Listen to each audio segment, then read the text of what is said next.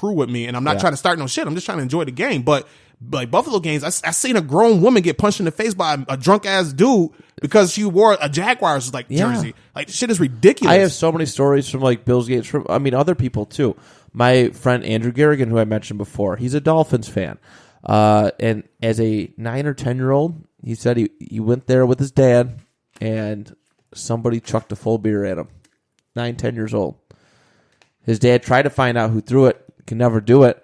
Never found out who did it, obviously, but it's just like, really? That's how you want it? Sick. It's disgusting.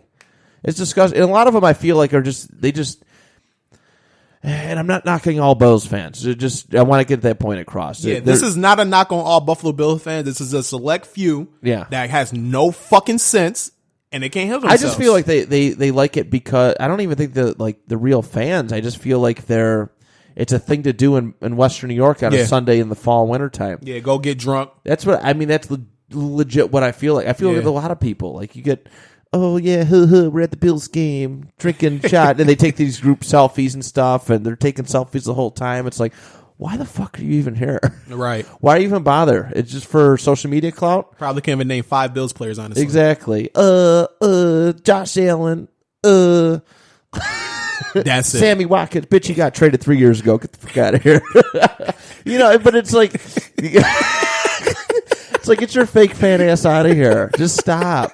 I generally love football. I am so invested in stats and how players perform and this and that. I'm legit going there to feel like the energy. And yeah, no way in hell. Yeah, I feel you on that one, man. No way in hell. I feel you on that 100%. Night and day difference, when I went to Indianapolis. Yeah. The culture was so different there. Yeah. Lucas Oil Stadium was the most peaceful place I've ever watched a football game. And I'm like, this was more my speed. And if you're hearing this and you're like, man, this dude's a grandpa. Well, I am. And Indianapolis is grandpa central when it comes to football fans.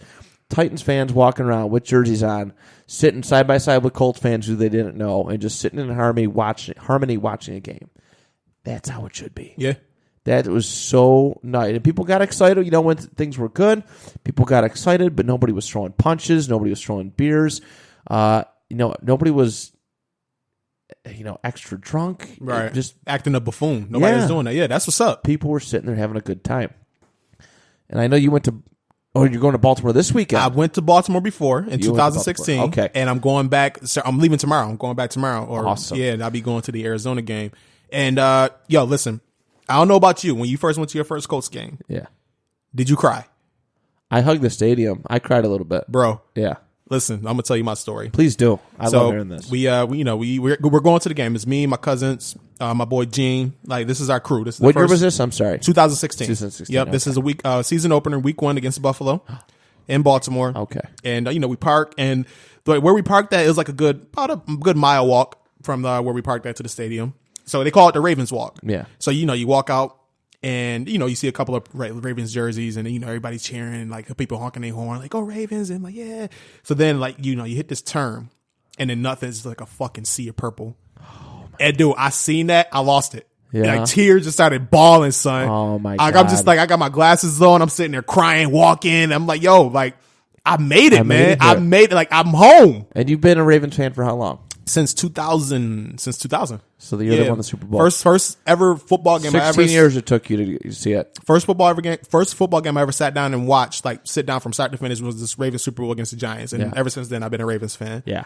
But man, I made that turn. I seen the sea of purple. I started just like bawling my damn eyes out, and my cousin sitting there like comforting me. Man, yeah, we here, man. We here, cuz. I'm like, yeah, man. I'm like, man, I'm here. I remember just taking pictures with, like the Ravens cheerleaders. Yeah. And like the shit was so perfect, man. And then the game wasn't all that exciting besides the Flacco bomb to Mike Wallace for the touchdown. Yeah. But still, like it was just great. To be around that. It was fucking great, I can attest to it. I can feel your passion for it.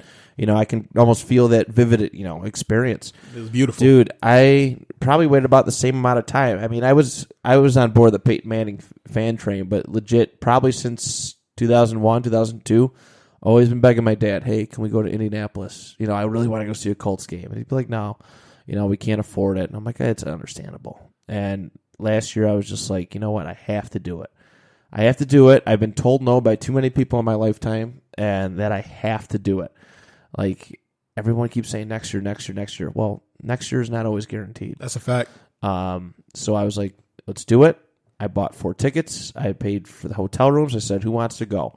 My dad ended up coming with me, which I was really glad about. I had my cousin Nick and my friend Mark from work. We're actually going in October together. Nice. And yeah, dude, I got there. We checked into the hotel. It was a long 8-hour drive.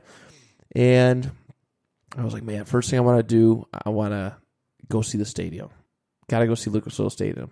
Plus, this is like a year. Last year was about a year after they put up the Peyton statue up front.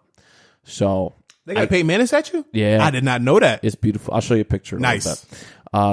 Beautiful, beautiful statue of Peyton Manning. Very, like, the details on like uncanny.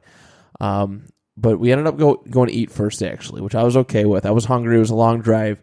We went to Primanti Bros. It was really nice. Primanti Bros is actually like a Philadelphia delicacy, Philadelphia or Pittsburgh, or one of those. But we went there, and that was when I instantly started to feel it, because Indianapolis felt like a sports town. It did. Like, and I'd never been like in a sports town. They have their college, obviously, Indiana. You got the Pacers, and all that was going on right there. Yeah. You get people walking around in Colts jerseys, Pacers jerseys. Hoosier jerseys.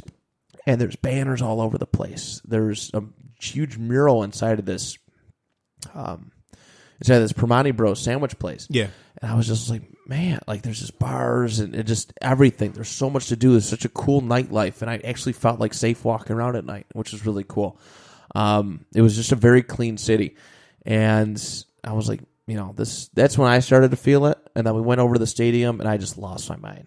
I lost it, man. Yeah. Seeing Lucas Oil Stadium, it's different. It's different. It's different. And when you see it on TV, it's like, okay, it's there. But when you're there, it's a different feeling. It's like, yeah, I've seen that on TV. That's that feeling. Mm-hmm. And, you know, you walk up, and it's all just beautifully bright lights everywhere. The building is like 2 times the height of New Era Field.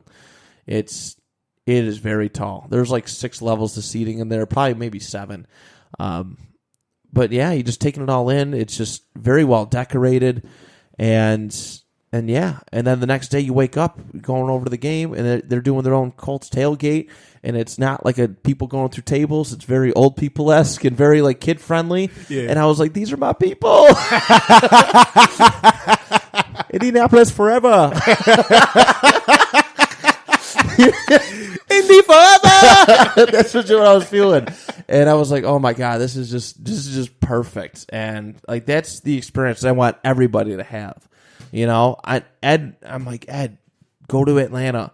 You need to go to Atlanta to see a game. Go in that Mercedes-Benz. Is it? I think the Superdome or the Superdome is the Saints. That's Saints. Ed about to cuss you out when he see you. I know. That's okay. I've seen him on Saturday. My fault. Mercedes-Benz something or other. But yeah, they, you know, just go see that. I was actually inspired by our good friend Xavier Lee. Yeah. Who a couple years prior went to Lambeau. Yeah. He said, screw it. I'm going to Lambeau. Yep. Went with some friends, going to see the statues, everything, and went and enjoyed a game. And that is the ultimate fan experience. I want people to have good life experiences. Yes. You know, that's what it's about. It is. That's what life's about. Experiences, man. Yeah. You have to go see these places. So for me to go see Indianapolis, that was like a life milestone. Yep. And I'm glad, like I'm dedicating like a game a year now. Like I'm not, no in between, no waiting because other people tell me no. It's happening. I'm the same way, bro. It's happening. It's how it should be. It's funny how you said that too. Because I was the same way, where it was like year after year. Yeah, I want to go see a game. Yeah, we should go see a game. Let's go see a game. When we going to see a game? Let's plan it out. And then it's like, oh yeah, we'll do it next year. Oh no, it's too late now. It got to the point I'm like, man, fuck this. I'm going on this day. Who's coming? Are y'all coming or not? Simple as that. I bought tickets the 4 previous years and never got to go. Wow, because the shit just didn't work out. Right. See, nah, that can't happen. But I like how you just gotta have the mentality where you just gotta go. And like I know a lot of people is like financial is the reason they don't want to go, which is understandable. Yeah. But even so, it's not that expensive. Like I was shocked by how affordable it was. Like I spent, and the tickets I bought weren't cheap tickets. Like I probably spent like a good $300 on tickets. Right. But we was like right there. Like I was like, if I'm gonna go, I'm gonna spend the money and go. Absolutely. So, you know, we like right there at midfield, like 4 rows up from like the field and stuff like that. And like the hotel we got right in the center of Baltimore, right in downtown Baltimore. So we were right in the action of everything. Everything's in walking distance or Uber distance. And like, the drive down there is only 6.5 hours. So it wasn't a bad drive. No, it's not bad at all. Like my mother let me use her truck, so I didn't have to buy a rental, and all you had to just get was gas and like food and hotel. I'm like the whole trip came out to probably like a good $500-$600 Yeah. total. You know what I'm saying? Which is really good. It's a really reasonable price. Like you're able to save up money, and like we planned it. I planned it early enough so that way everybody can save their money and be able to be good for the trip. I always get nervous about planning too early with other people, though, because a lot of them end up dropping off. Right. A lot of them do, and that's happened to me. I had a lot of people fill in for me, luckily, but yeah, that's how it's got to be, man. I'm super pumped for you to go this weekend. Yeah, I can't wait. It's me and my girl going. She's not much of a football person, but I'm glad she's coming. Yeah. You're lucky because my wife would never go. Nah. No, I tried this year. She wasn't having it, but she wants to go to Toronto the following weekend for her anniversary. So there you go. I love fucking Toronto. Toronto might be my favorite city, yo. I used to wrestle. I used to do pro wrestling up there a little bit, and it's a good time. A lot of good food, good atmosphere. It's such a beautiful place.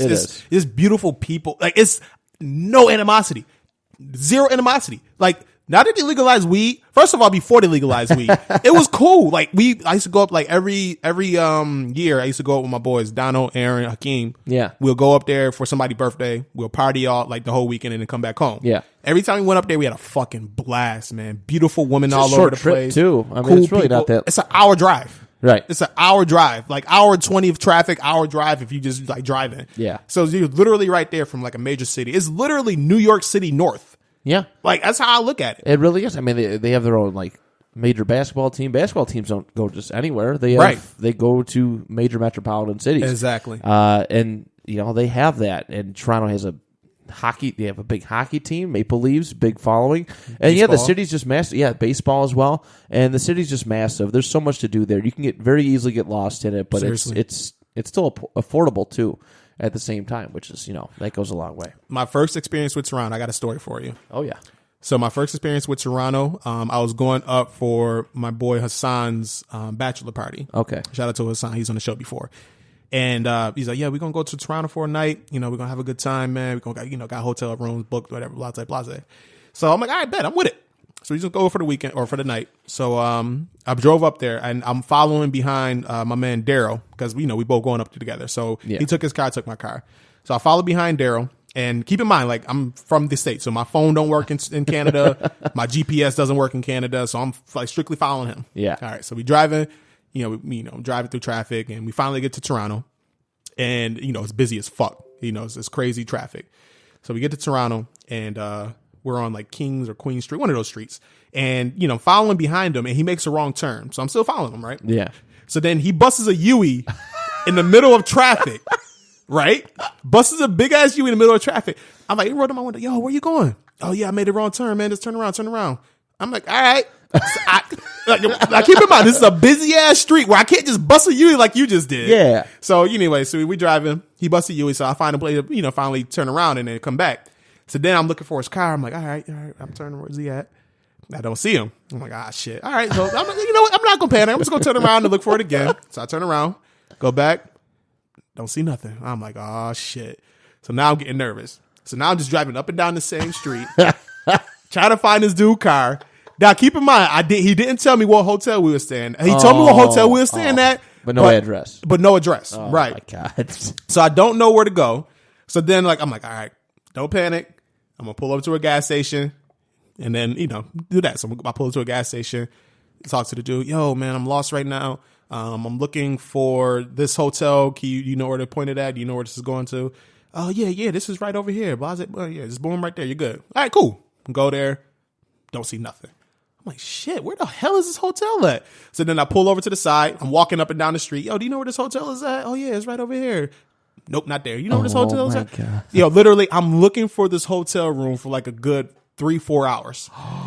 Looking for this hotel. I can't find it. I'm lost in Toronto with no communication. I don't have a cell phone on me. Oh, I would lose my mind. I can't call anybody because nobody's like phone is working in Canada. Yeah. You know what I'm saying? I'm like, unfucking real, yo. It got to the point I'm so frustrated. Like when I get overly frustrated, I just quit. it's just like I'm just mentally worn down. I just like pause, like I just stop.